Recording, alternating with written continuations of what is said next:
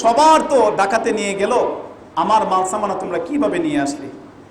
বলছে যে আমরা যখন রাস্তা দিয়ে আসতেছি তখন হঠাৎ করে রাস্তার মধ্যে একটা অ্যাক্সিডেন্ট হয়ে যায়। অ্যাক্সিডেন্ট কি? যে বলছে যে আমাদের যে উটের যে সামনে যে উটটা ছিল, যে আমির উট ছিল, সেই আমির উটটা হঠাৎ করে একটু অ্যাক্সিডেন্ট করে জায়গায় বসে গিয়েছে। বসে যাওয়ার পরে একজন বসে গেছে, তো একজন বসে যাওয়ার কারণে সবগুলা বসে গিয়েছে। তো ওখানে আমাদের একটু সময় অতিবাহিত হয়েছে। আমরা শুনেছি যত কাফেলা আমাদের সাথে সিরিয়ার উদ্দেশ্যে যারা ব্যবসা করতে গিয়েছিল, সমস্ত কাফেলার সমস্ত মালসামানা ডাকাতরা নিয়ে গিয়েছে, কিন্তু আমরা এই অ্যাক্সিডেন্ট হওয়ার কারণে আমরা বেঁচে গিয়েছি। ইহুদি মহিলা বলতেছে, শোনো, আসলে অ্যাক্সিডেন্টে তোমাদেরকে বাঁচায় নাই, বাঁচিয়েছে কে? বলছে আল্লাহ তাআলা। মুহাম্মদের যে আল্লাহ এই মাল হেফাজত করবে স্বীকৃতি দিয়েছেন, সেই মুহাম্মদের আল্লাহ এই মালকে হেফাজত করেছেন। সুবহানাল্লাহ। সম্মানিত হাজিরিন, সেই ইহুদি মহিলা বলতেছে, শুনো, এটা সাধারণ কোনো বিষয় নয়। যেই মুহাম্মদের কথায় যদি আল্লাহ তাআলা আমার এই মালকে যদি হেফাজত,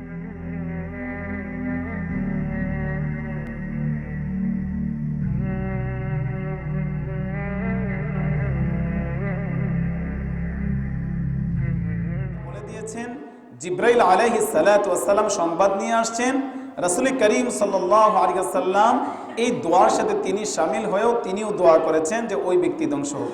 সবাই বলছে আমিন। তো একটু নিজেদের মধ্যেও একটু এটা নিয়ে একটু নাড়াচাড়া দেওয়া, একটু ফিকির করা, এটা নিয়ে একটু আলোচনা পর্যালোচনা করা যে এই মাহে রমজান তো আসলো, আমি কতটুকু কি করতে পেরেছি? গুনাহ কি এই 5 দিনের মধ্যে কিছু কি কমাইতে পেরেছি? গুনাহ কি ছাড়তে পেরেছি? নেকের কাজ কি আগের থেকে রমজানের বাহিরে যা করতাম তার থেকে বেশি কি একটু করতে পেরেছি? এটি নিয়ে একটু ফিকির করা। আল্লাহ তাআলা যেন আমাদের সকলকে পবিত্র মাহে রমজানের পরিপূর্ণ কদর করার তৌফিক দান করুক। আল্লাহ তাআলা যে বিগত 5টি রোজা আমরা রেখেছি, আল্লাহ তাআলা যেন আমাদের এই 5টি রোজাকে ভুলগুলা মাফ করে দিয়ে রোজাগুলাকে আল্লাহ তাআলা যেন কবুল মঞ্জুর করে নেন। আমাদের সেহরি, ইফতারি, তারাবি, তাসবিহাত, কোরআনুল কারীমের তেলাওয়াত, ছোটোখাটো যত ইবাদত করেছি প্রত্যেকটি ইবাদত যেন আল্লাহ তাআলা কবুল মঞ্জুর করে নেন। বাকি যে রোজাগুলো আছে আল্লাহ তাআলা যেন আমাদের সকলকে বাকি রোজাগুলো রাখবার তৌফিক দান করেন, বেশি বেশি করে আমল করার তৌফিক দান করেন। গুনাহ থেকে আল্লাহ তাআলা যেন আমাদের সকলকে যেন বাঁচিয়ে রাখেন। ছোট গুনাহ হোক, ছোট গুনাহ থেকেও যেন আমরা বেঁচে থাকি। ছোট গুনাহ যে ছাড়তে পারে সে বড় গুনাহও ছাড়তে পারে, আর ছোট নেক আমল যে করতে পারে সে বড় নেক আমলও করতে পারে। এই জন্য নেকের কাজ যতই ছোট হোক না কেন ছাড়া যাবে না, গুনার কাজ যতই ছোট হোক না কেন ধরা যাবে না। হ্যাঁ, এই জন্য আমরা সকলেই গুনার কাজ করব না, নেকের কাজ ছাড়ব না ইনশাল্লাহ। আল্লাহ তাআলা যেন আমাদের সকলকে তৌফিক দান করেন। সম্মানিত ভাইরা, আজকে আপনাদের সামনে একটা বিষয় নিয়ে কিছু কথা বলবো, যেটা পবিত্র মাহে রমজান মাস যখন আসে তখন আমরা রোজার পাশাপাশি আমরা একটা আমল করে থাকি বেশি, সেটা হচ্ছে যাকাত। আপনাদের সামনে যাকাত নিয়ে আজকে ইনশাআল্লাহ কিছু কথা বলবো। এটা তো আল্লাহ তাআলার নির্দেশ, আল্লাহ তাআলার হুকুম, আল্লাহ তাআলার বিধান। এটা ছোটখাটো কোনো আমলও নয়। নামাজ যেমনি মানে ফরজ, রোজা যেমনি ভাবে ফরজ, হজ যেমনি ভাবে ফরজ, যাকাতও তেমনি ভাবে। পার্থক্য আছে? বরং অন্য অন্য আমলের থেকে যাকাতের গুরুত্ব আল্লাহর নবী, সাহাবায়ে কেরাম রিদওয়ানুল্লাহি তাআলা আলাইহিম আজমাইন তারা বেশি করে গুরুত্ব দিয়েছেন। এই জন্য যাকাত সম্পর্কে আমরা নামাজ যদিও পড়ি, হজ যদিও করি, রোজা যদিও রাখি, ঈমান যদিও থাকে, কিন্তু যাকাত সম্পর্কে আমরা একদম বেখবর হয়ে থাকি। সমাজের মধ্যে সব আমল সম্পর্কে একজন আরেকজনের প্রতি একটু কথাবার্তা হয়। এ ভাই নামাজ পড়তে চলো, এই টাকা হয়েছে চলো হজ করতে যাই, হ্যাঁ রমজান মাস আসছে রোজা রাখতে হবে রোজা রাখো। এই তিনটা দাওয়াত আমরা সাধারণত দিয়ে থাকি, এটি নিয়ে আলোচনা হয়, কথাবার্তা হয়। কিন্তু জাকাত নিয়ে একজন আরেকজনের সাথে কথাবার্তা হয় এমন কি সমাজে দেখা যায়? এইটাও একটা শয়তানের একটা কৌশল। সব বিষয়ে আলোচনা হয় কিন্তু অর্থের যে একটা ইবাদত আছে, জাকাতের যে একটা ইবাদত আছে, এটি নিয়ে আলোচনা করে না। এটার একটা কারণও আছে। মানুষ যদি জাকাত যদি না দেয়, ঈমান হারাও হয়, আমল হারাও হয় এবং জাহান্নামমুখী হয়ে যায়। তো ভাই জাকাত এমন একটা বিষয়, আল্লাহ তাআলা আমরা প্রত্যেকেই জানি, রব্বুল আলামিন পবিত্র কালামের মধ্যে যত জায়গায় নামাজের কথা বলেছেন, নামাজের সাথে সাথে জাকাতের কথা বলেছেন। আমরা তো অনেকেই বলে দেখি লোকটা অনেক ভালো, অনেক ফরহেজগার, অনেক মুত্তাকি। কিভাবে বলি? নামাজ রোজায় অনেক ভালো, বলি না?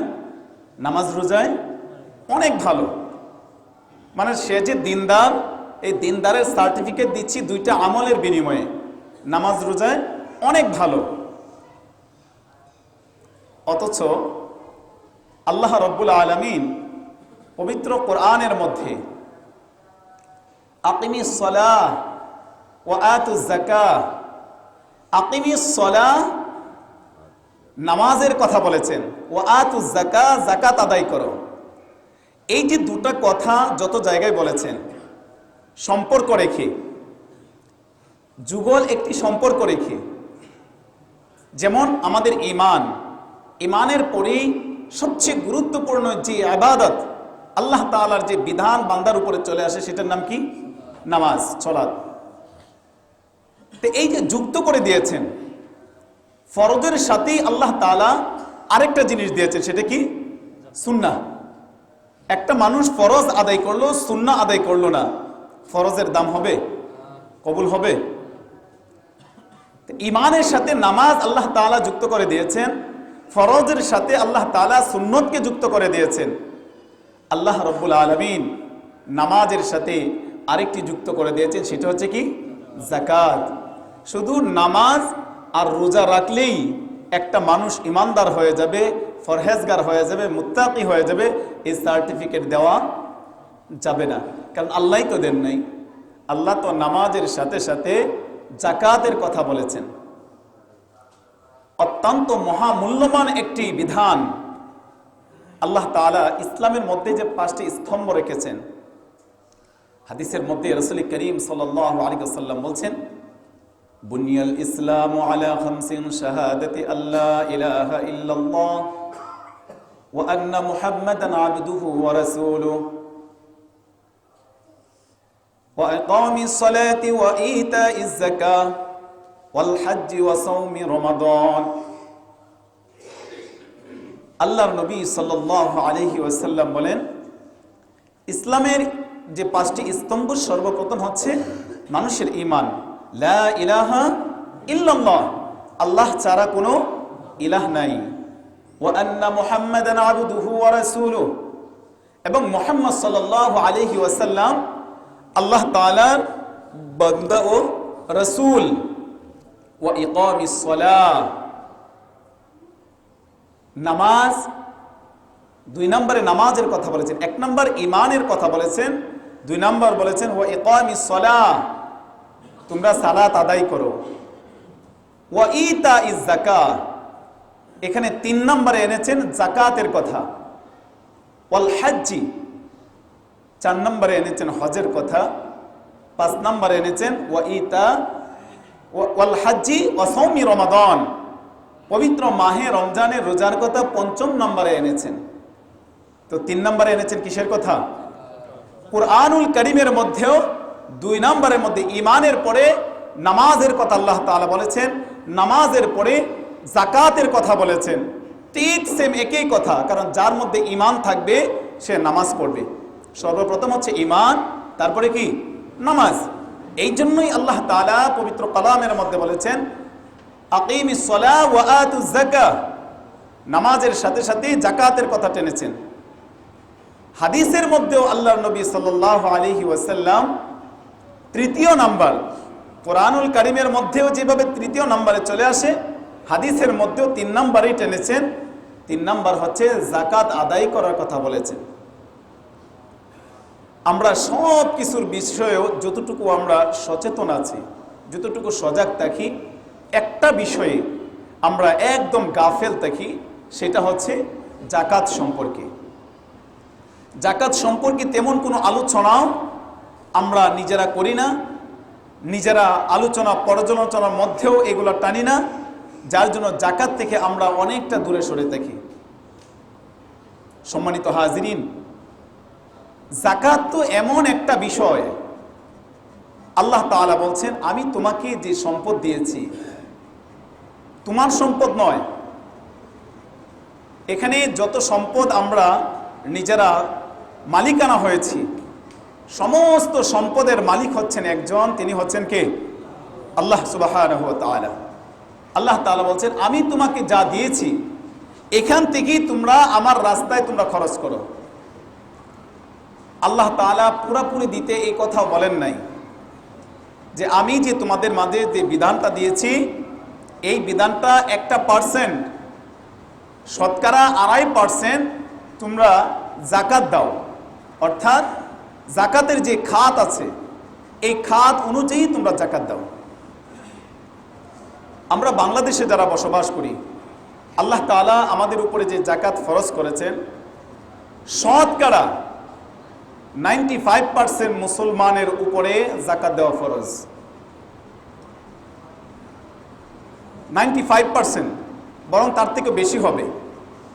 আল্লাহ তাআলা যে বিধান যতটুকু রেখেছেন, 52.5 ভরি রূপা এবং 7.5 তোলা স্বর্ণ, রূপ আর হচ্ছে স্বর্ণের যে বিষয় আল্লাহ তাআলা এখানে টেনেছেন, 52.5 ভরি অথবা 52.5 ভরি আর 7.5 ভরি স্বর্ণ। তুলা আর হচ্ছে ভরি একই কথা। তো এখানে আল্লাহ তাআলা যে বিধানটা দিয়েছেন, এই বিধানের যে একটা মানুষ মালিকানা হয়, এই মালিকানা যখন থেকে সে হবে তখন থেকে তাকে যাকাত দিতে হবে, এই বিধানও আল্লাহ তাআলা বান্দার উপরে চাপায় দেয়নি। 52.5 ভরি রূপার পরিমাণ যে অর্থের মালিক হবে, তার আনুষঙ্গিক খরচ বাদ দিয়ে এক্সট্রা অতিরিক্ত টাকা, অতিরিক্ত সম্পদ, অতিরিক্ত রূপা অথবা স্বর্ণ যে মালিকানা হবে, ওই আল্লাহর বান্দা সে একটা বছর অতিবাহিত করবে এই টাকাটাকে। 1 বছর পূর্ণ হওয়ার পরে, চন্দ্র বছর হিসাব অনুযায়ী আমরা যাকাত দিই, ইংরেজি মাস গণনার উপরে ভিত্তি করে নয়। আমরা সাধারণত মুসলমান যারা আছি, আমরা আরবি মাসকে কেন্দ্র করি আমরা যাকাতের বিধানগুলো পালন করে থাকি। তো এইটা হচ্ছে চন্দ্র মাসের হিসাব করে, বিশেষ করে আমরা মাহে রমজানুল মুবারকে আমরা সাধারণত যাকাতটা দিয়ে থাকি। তো এই মাসকে কেন্দ্র করে আমি যদি আজকে যদি এই মালিকানা যদি হয়ে থাকি, তাহলে এই টাকাটা আমি নেশাব পরিমাণ মালিক আজকে আমি হয়েছি, আজকে আমাকে যাকাত দিতে হবে না। একটি বছর এই টাকাটাকে আমি নিয়ে যাব, 1 বছরের ভিতরে যদি আমি সেই নেশাব পরিমাণ যাকাতের যে নেশাব আছে, সেই নেশাব পরিমাণ মালিকানা আমি যদি থাকি, তাহলে আমার উপরে যাকাত দেওয়া ফরজ হবে। এই বছর না, আগামী বছর? হ্যাঁ, আগামী বছর। আল্লাহ তাআলা বান্দাকে কত সহজ করেছেন। এখন সামনে বছর আমার 1 লাখ টাকা আছে, এই বছর, আগামী বছর আমার 10 লাখ টাকাও হতে পারে, অথবা দেখা গেল 40,000 টাকাও নেমে আসতে পারে। তো আমার যদি নেশাব পরিমাণ যতটুকু হওয়ার কথা 52.5 ভরি অথবা 7.5 তোলা পরিমাণ সোনার যে পরিমাণ টাকা আমার ছিল, তার থেকে যদি আমার কমে আসে, তাহলে আমার যাকাত দেওয়ার লাগতেছে না। টাকাটা আমি 1 বছর আমি ঘোরাবো, যদি 1 বছর পরেও যদি আমি সেই মালিকানা থেকে থাকি অথবা তার থেকে বেশিও যদি হয়, তখনই আমার উপরে যাকাত দেওয়া ফরজ। আল্লাহ তাআলা এই যাকাতটা কেন আমাদেরকে দিলেন, এটারও তো একটা কারণ আছে। জাকাত আল্লাহ রাব্বুল আলামিন এত কঠিন করেছেন, এত কঠিনভাবে হুকুম করেছেন, যে ব্যক্তি জাকাত দিবে না, জাকাতের বিধান থেকে যারা সরে যেতে চায়, যারা জাকাত থেকে 6-9 করার চেষ্টা করে, আল্লাহর নবী সাল্লাল্লাহু আলাইহি ওয়াসাল্লাম এবং আল্লাহ রাব্বুল আলামিন তার পবিত্র কালামের মধ্যে তাদেরকে ধমকি দিয়েছেন এবং জাহান্নামের সুসংবাদ দিয়েছেন। যারা জাকাত থেকে যারা বিমুখী হয়ে যায়, আর যারা জাকাতকে অস্বীকারই করে ফেলে, তারা তো মুসলমানই থাকে না। যারা জাকাত অস্বীকার করে তারা কাফের হয়ে যায়। যারা জাকাতকে অস্বীকার করে, জাকাতের বিধানকে যারা অস্বীকার করে, তারা কি হয়ে যায়? কথা বলেন, কি হয়ে যায়? হ্যাঁ, আমাদের সমাজে নামাজ অস্বীকার করতে চায় না, রোজা অস্বীকার করতে চায় না, হজ অস্বীকার করতে চায় না, কিন্তু জাকাতের কথা যখন বলা হয় তখন অর্থের উপরে আঘাত লাগে, তখন বলে যে জাকাতেই আমি দিব না, জাকাত আমি মানি না, আমার সম্পদ আমি কেন দিব, এটা আমি মালিকানা, আমি কষ্ট করে অর্জন করেছি, উপার্জন করেছি, আমি কেন জাকাত দিব। এই সমস্ত যারা জাকাতকে এইভাবে অস্বীকার করে ফেলে, তারা আর মুসলমান থাকে না, তারা কাফেরদের কাতারে চলে যায়। হযরতে আবু বকর রাদিয়াল্লাহু তাআলা আনহু সমস্ত সাহাবীদের মধ্যে সবচেয়ে নরম প্রকৃতি ছিলেন। কোন সাহাবী? হযরতে আবু বকর রাদিয়াল্লাহু তাআলা। সেটা আল্লাহ রাসূল সাল্লাল্লাহু আলাইহি ওয়াসাল্লাম আমরা খুতবার মধ্যে সবসময় পড়ি, আরহামু উম্মতি বিউম্মতি আবু বকর ওয়া আশাদ্দুহুম ফি আমরিল্লাহি ওমর।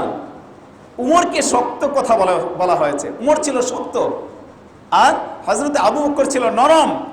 সেই নরম প্রকৃতির মানুষটা তিনি যখন সর্বপ্রথম তিনি যে যুদ্ধের ঘোষণা করেছেন, যুদ্ধ করেছিলেন, তিনি যখন খলিফা হলেন, খলিফাতুল মুসলিমিন যখন হযরতে আবু বকর রাদিয়াল্লাহু তাআলা আনহু যখন হলেন, তখন একটা গোষ্ঠী তারা চিন্তা করলো, যেটা আমাদের মধ্যেও এটা ওয়াসওয়াসা কাজ করে, যে জাকাত দিব না, নিজের মাল কেন জাকাত দিব, সব কিছু করব কিন্তু জাকাত দিব না। এটা আবু বকর রাদিয়াল্লাহু তাআলা আনহু, আল্লাহর নবী যখন দুনিয়া থেকে চলে গেলেন, তখন একটা দল বের হলো, কি বলা শুরু করলো, যে জাকাত দিব না, জাকাতের বিধান মানি না, জাকাত দিতে রাজিও তারা হয় নাই। হযরতে আবু বকর রাদিয়াল্লাহু তাআলা আনহু প্রকাশ্যে তাদের সামনে ঘোষণা করলেন, যারা জাকাত দিবে না তাদের সাথে আমি যুদ্ধ ঘোষণা করলাম। কত কঠিন এক বিষয়, যে নরম মানুষটা, এত দিলওয়ালা মানুষ, দিল খোলা মানুষ, যার সম্পর্কে আল্লাহর নবী বলেছেন সবচেয়ে নরম সাহাবীদের মধ্যে সবচেয়ে বড় নরম সাহাবী হচ্ছে আমার আবু বকর। আর সেই আবু বকর যখনই তিনি খলিফাতুল মুসলিমিন হলেন, যখনই জাকাতের বিধানকে যারা অস্বীকার করা শুরু করলো, তাদের সঙ্গে যুদ্ধ ঘোষণা করে দিলেন। সম্মানিত হাজিরিন, সেই জাকাত এই সমাজের মধ্যেও সেই আগের যে মানুষ যেভাবে জাকাতকে অস্বীকার করত, জাকাত থেকে দূরে থাকতো, এই সমাজে এখন সময়ে আসার পরেও ওই মানুষগুলা, ওই ভূমিকা যারা রেখেছিল আগের মানুষ, এখন এই সমাজের মানুষও সেই মানুষের ভূমিকাটা এখনো সেই জারিটা রেখে দিয়েছে। জাকাত আল্লাহ তাআলার বিধান। জাকাতের মাসলা মাসাইল সম্পর্কে নামাজ যেভাবে গুরুত্ব, ঠিক সেইভাবে জাকাতের যে মাসলা মাসাইলগুলা আমাদের জানা খুবই জরুরি। কারণ এর সাথে আমাদের ঈমান, আমল, আমাদের ইবাদত সমস্ত কিছু সম্পৃক্ত থাকে এই জাকাতের মাসলা মাসাইলের উপরে। কিভাবে আমরা জাকাত দিই?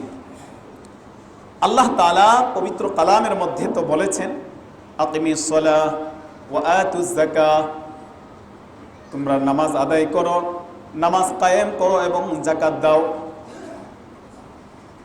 আল্লাহ রাব্বুল আলামিন পবিত্র কালামের মধ্যে যত জায়গায় নামাজের কথা বলেছেন, সব জায়গায় জাকাতের কথা বলেছেন।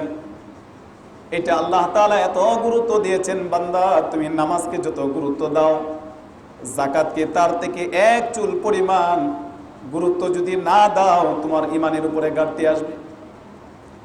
রোজাকে ছোট করার জন্য বলছি না, রোজার জায়গায় থাকবে, মাহে রমজানের জায়গায় থাকবে, জাকাতের জায়গায় থাকবে।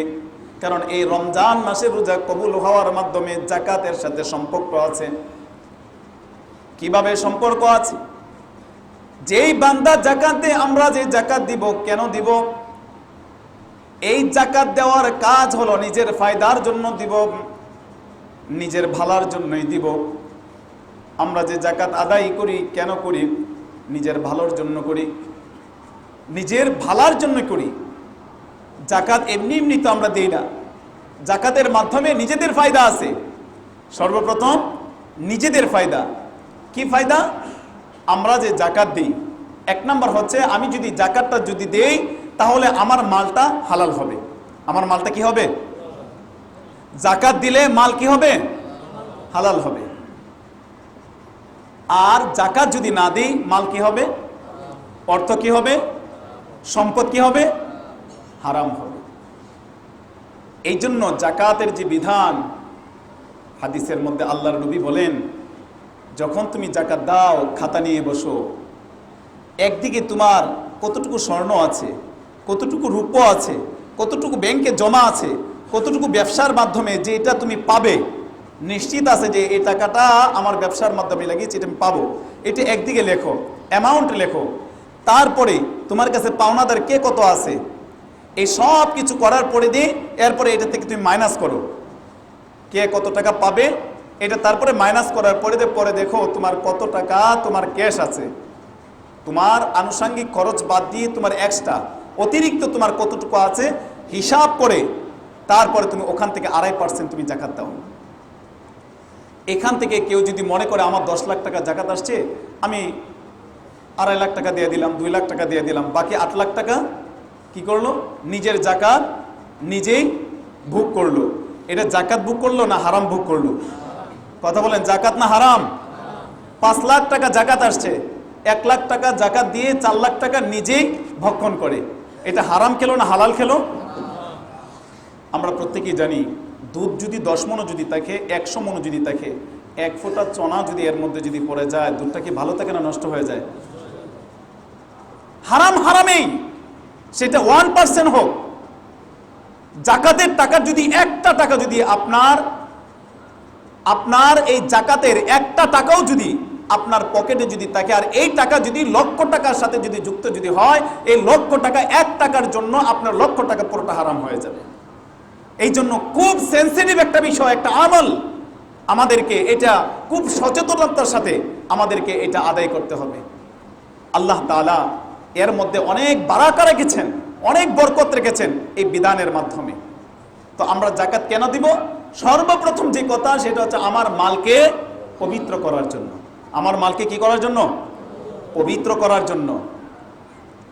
2 নাম্বার, আমি যে জাকাতটা দিব এই জাকাতের মাধ্যমে আমার ঈমান বৃদ্ধি পাবে। কি পাবে?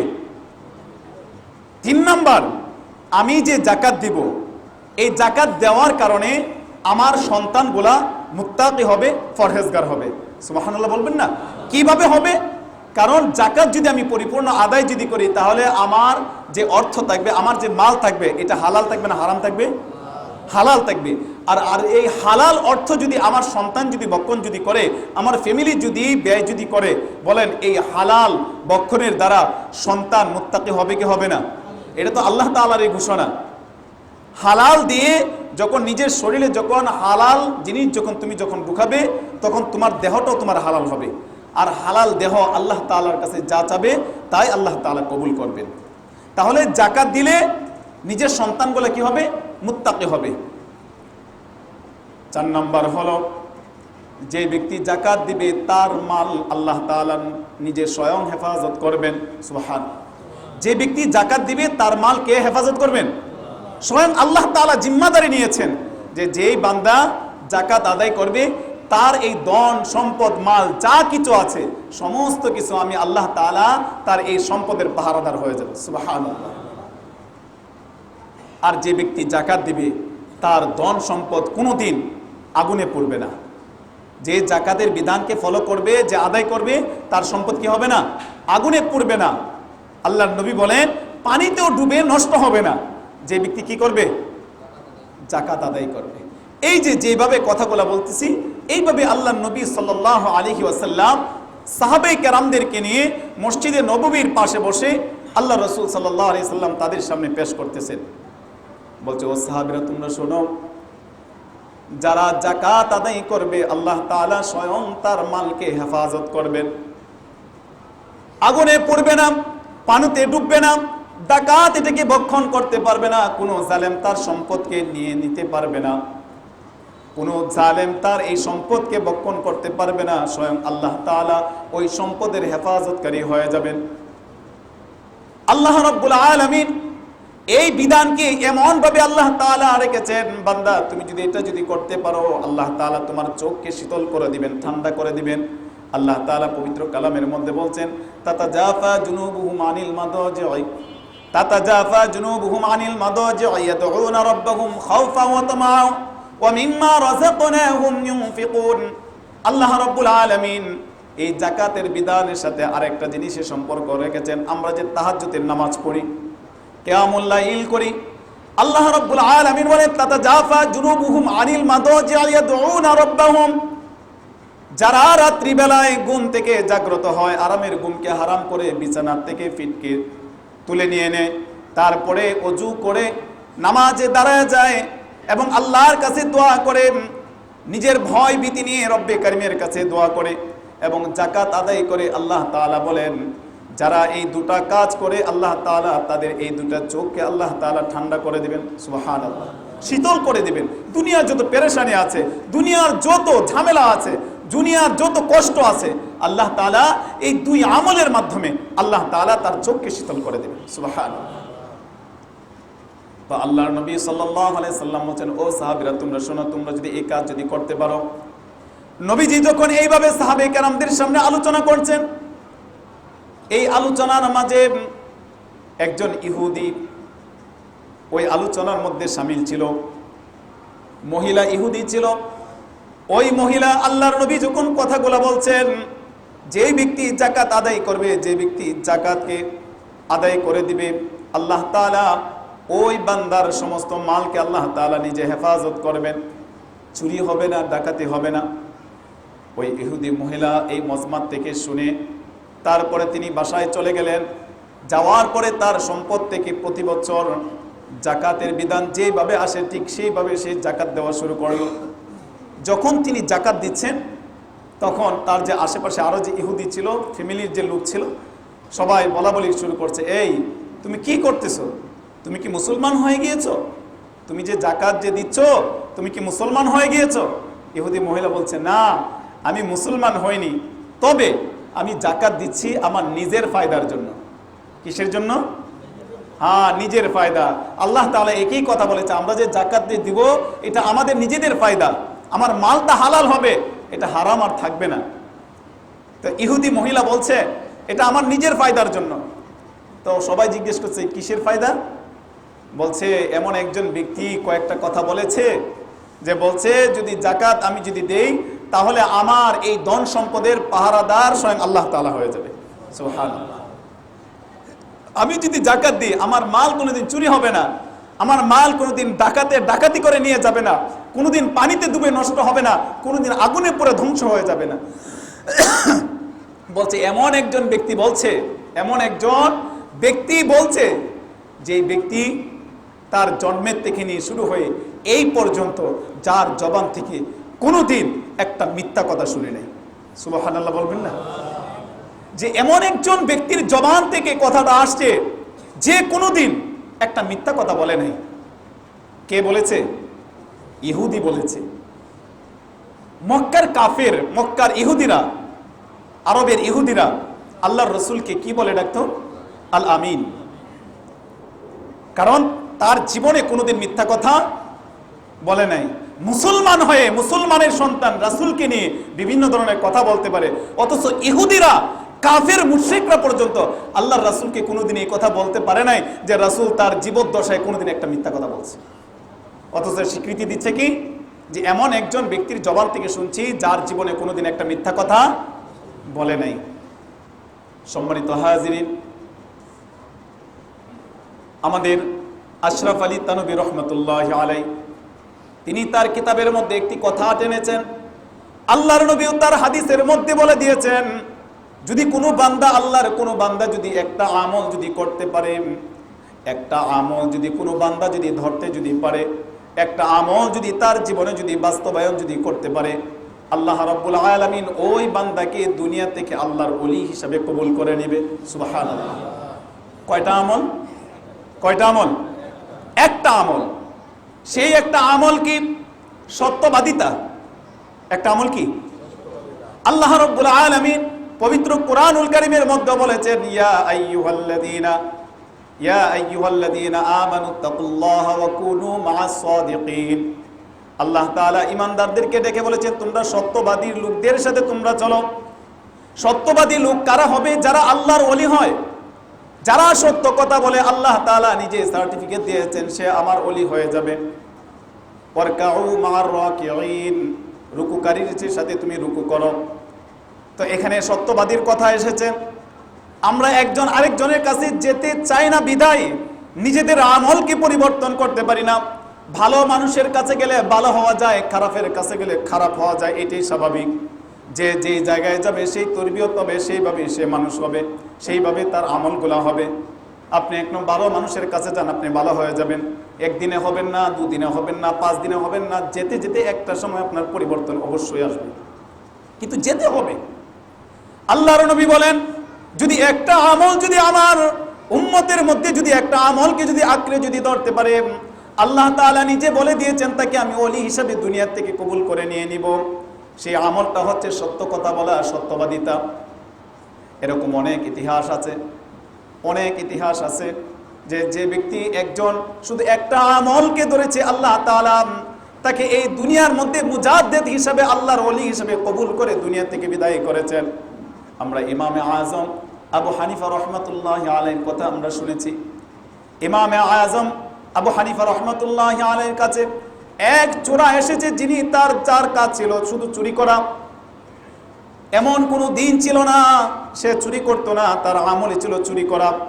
এইভাবে চুরি করতো, এমনভাবে করতো, হঠাৎ করে তার চিন্তা আসলো, আমি নুমান বিন সাবেত আবু হানিফাকে আমি বন্ধু বানাবো, দুস্থ বানাবো। একজন চোরা, তার চিন্তা আসছে নুমান বিন সাবেত ইমামে আজম আবু হানিফার সঙ্গে কি করবে? দুস্তি করবে, বন্ধুত্ব করবে। ইমামে আজম আবু হানিফা রহমতুল্লাহি আলাইহি কাছে ওই চোরা গেলেন। আমি আপনাদের সামনে একটি কথা বলি, একটা কথা না বললেই নয়।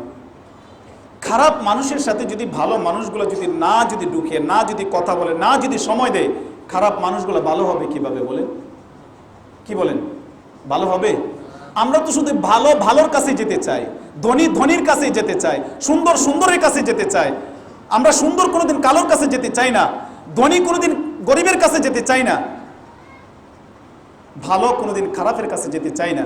তাহলে কিভাবে পরিবর্তন আসবে বলেন? একজন যদি যায়ও, যদি অমুকের সাথে চলছে কেন, গেছে কিসের জন্য? আরে ভাই, যাওয়ার তো মূল কারণ তো আছে। একটা মানুষের সাথে হঠাৎ করে তার পরিবর্তন আনা যাবে না, আস্তে আস্তে আনতে হবে। এই জন্য ভাই, দৃষ্টিভঙ্গি আমাদেরকে পাল্টাতে হবে। একজন ইমাম সাহেব, একজন সমাজের ভালো ব্যক্তি একজনের সাথে চলছে বিধায় সে খারাপ হয়ে গেছে, বিষয়টা এমনটা নয়। যে একটা ভালো মানুষ যদি খারাপের কাছে যদি যায়, তাকে দাওয়াত দিয়ে যদি আনা যদি যায়, একটা সময় দেখা যাবে খারাপ সে ছেড়েও দিতে পারে। এই জন্য আমাদের এই কাজগুলোর মধ্যে সামিল থাকতে হবে। হ্যাঁ, শুধু নিজে ভালো হলে শুধু চলবে না, সমাজের মানুষগুলোকে ভালো করার দায়িত্ব আপনার চেষ্টা ফিকির করে যেতে হবে। তো চূড়া গেছে, ইমামে আজম আবু হানিফা রহমতুল্লাহ আলাইহি গেছে, গিয়ে বলছেন, নুমান বিন সাবেত, আমি তোমার সাথে দুস্তি করতে চাই। নুমান বিন সাবেত জামানার ইমাম, সবচেয়ে বড় ইমাম, সেই ইমামের কাছে গেছে, চূড়া গেছে দুস্তি করার জন্য। ইমামে আজম আবু হানিফা আলাইহি রহমতুল্লাহ আলাইহি বলেন, ঠিক আছে তুমি বসো। বসার পরে বলছে, শোনো, আমি তোমার সাথে, তুমি দুস্তি করতে আসছো আর আমি দুস্তি করব, এর মধ্যে কোনো সমস্যা নাই। তবে আমার একটা কন্ডিশন আছে, আমার একটা আবদার আছে তোমার কাছে। দুনিয়ার কোনো কিছু আমি তোমার কাছে চাই না, তোমাকে আমি বেশি কিছু বলবো না, তোমার কাছে বেশি কিছু আমি চাইবো না, শুধু একটা জিনিস চাইবো। বলো, তুমি কি আমাকে সেই একটা জিনিস ওয়াদাবদ্ধ হতে পারবে?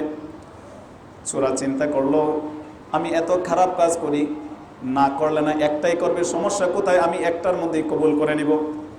বলছে, ইমামে আজম, আপনি আমার কাছে দুনিয়াভর কিছু চান নাই, শুধু একটা জিনিস চেয়েছেন। ঠিক আছে, আপনি যা চাবেন, আমি একটা জিনিস আপনার কাছে আমি ওয়াদাবদ্ধ হব। বলছে কি কথা বলেন?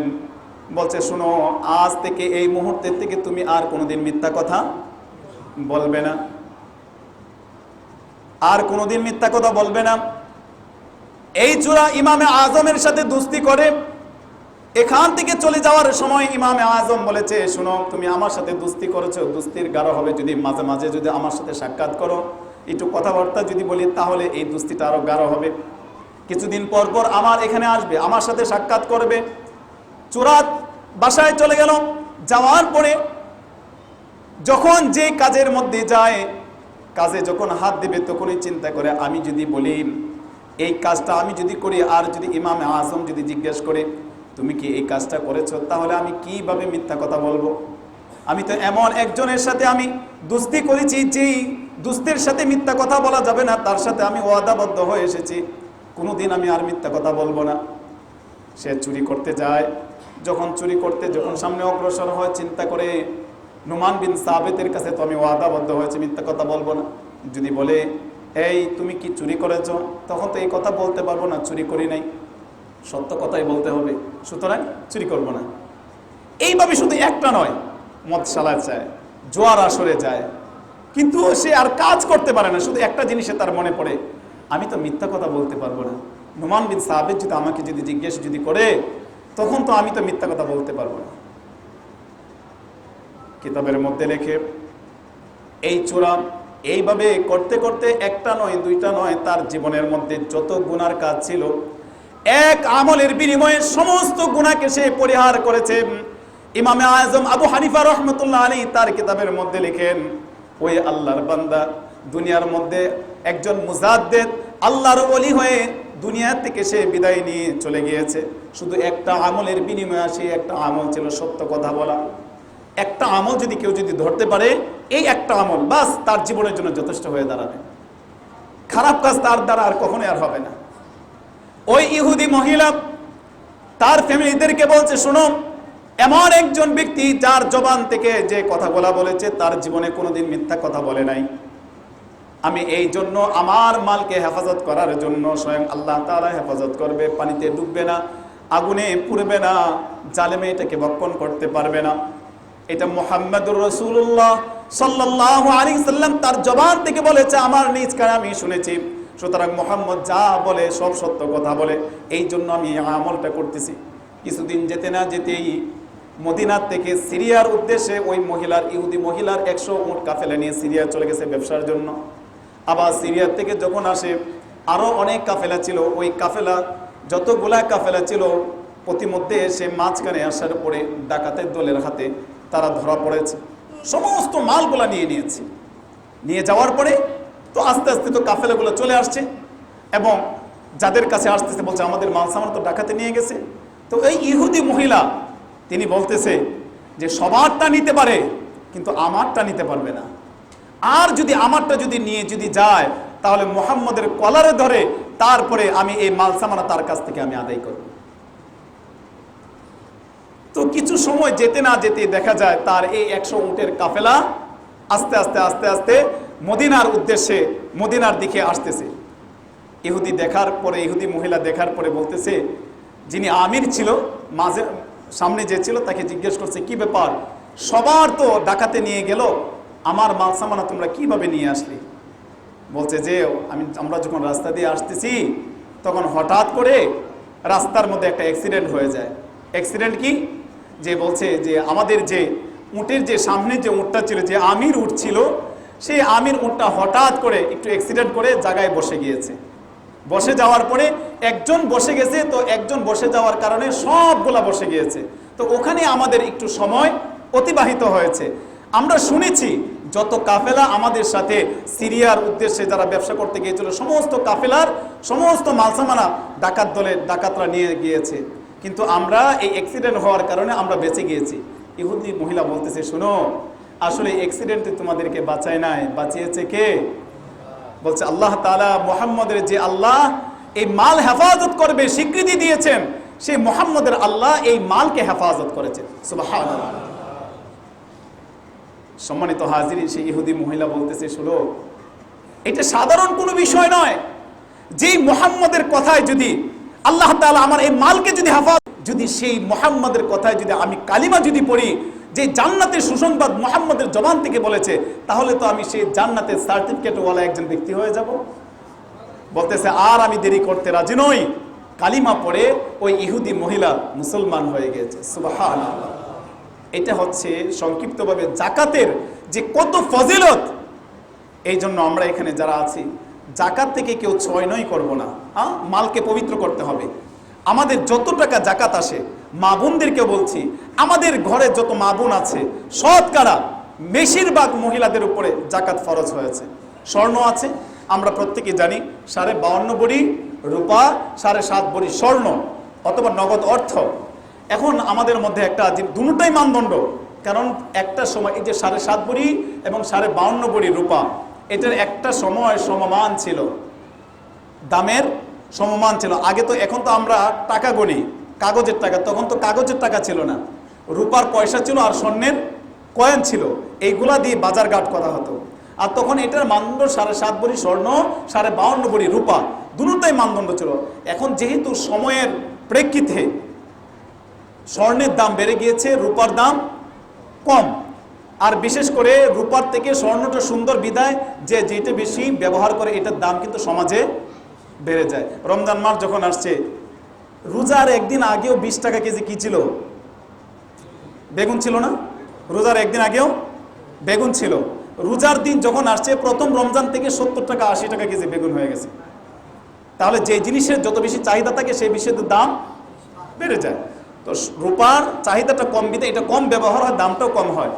সেই জন্য রূপাটা কি আমাদেরকে মানদণ্ড করে করতে হবে। আমাদের যদি মনে করেন 10 ভরি রূপা আছে, 1 ভরি স্বর্ণ আছে, নগদ অর্থ আছে, এই তিন থেকে সমন্বয় করব। সমন্বয় করার পরে 52.5 ভরি বর্তমান বাজারে যতটুকু দাম আছে সেই দাম অনুযায়ী যদি আমার যদি সেই অর্থ যদি চলে আসে, তাহলে আমার উপরে জাকাত দেওয়া, কথা বলেন, জাকাত দেওয়া। মা বোনদেরকে বলতেছি যে আমার তো 2 ভরি স্বর্ণ আছে, আমার উপরে জাকাত দেওয়া ফরজ না। আপনি রূপা হিসাব করেন, তারপরে স্বর্ণের টাকাটা এটার সাথে অ্যাড করেন, তখনই আপনি দেখবেন যে ওই বিধানের উপরে যখন যাবেন তখন আপনার উপরে জাকাত দেওয়া কি, কারণ রূপাও যে বিধান, স্বর্ণ একই বিধান। সুতরাং এই রূপাটাকে এখন আমাকে ধরতে হবে। এই জন্য ভাই, জাকাত 6 করে দিব না। জাকাতের বাজারে গিয়ে আমরা এমন কাজ করব না। অনেকেই বলে এই যে দোকানের মধ্যে জাকাতের লুঙ্গি পাওয়া যায়, জাকাতের শাড়ি পাওয়া যায়, এই বিধান কে দিয়েছে? এটা বাটপাড়ি, মানুষকে ঠকানো, একটা বিধানকে লঙ্ঘন করা। এইভাবে কোনো মার্কেটের মধ্যে জাকাতের কাপড় পাওয়া যায়, এইটা টানানো কোনোভাবেই জায়েজ নয়, কোনোভাবেই ঠিক নয়। আপনি যা পড়েন, একজন ভাইকে যা দিব, আমি যা পড়ি তাই দিব, বরঞ্চ আমারটার থেকে ভালো দিব। খাবারও যদি দিতে হয়, আমি যা খাই তার থেকে ভালো খাবারটা দিব।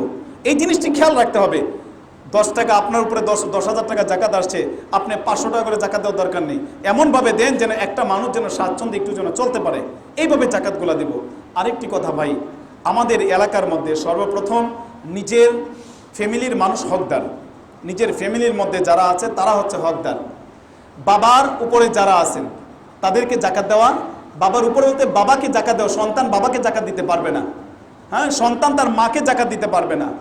বোন যদি অসহায় যদি হয়, ভাই যদি অসহায় যদি হয়, ভাইকে দিতে পারবে, বোনকে দিতে পারবে, কিন্তু মা বাপকে জাকাত দেওয়া। এরপর মাসলা মাসাইল সম্পর্কে বিস্তারিত যদি জানার প্রয়োজন হয়, ইমাম যারা আছে, আলেম যারা আছে, তাদের সাথে পরামর্শ করে জাকাতগুলো সুন্দরভাবে ইনশাল্লাহ আমরা আদায় করবো ইনশাল্লাহ। আল্লাহ তাআলা যেন আমাদের সকলকে জাকাতের যে বিধান আল্লাহ তাআলা ফরজ করেছেন, আমরা যেন পরিপূর্ণভাবে জাকাতগুলো যেন সঠিক খাতে আমরা যেন ব্যবহার করতে পারি। আল্লাহ তাআলা সকলকে